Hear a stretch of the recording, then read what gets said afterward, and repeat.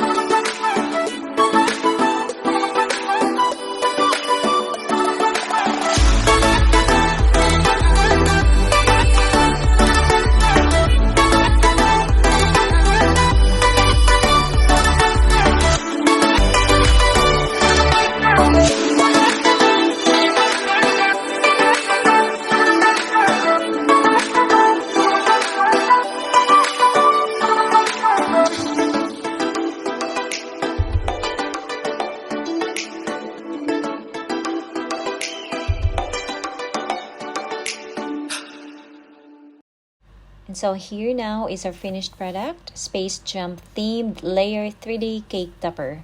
So that's gonna do it for now. Thank you everyone for watching this video. Kindly subscribe if you haven't yet. Give me a thumbs up if you find this interesting. Comment down below and please share. Happy weekend and God bless everyone.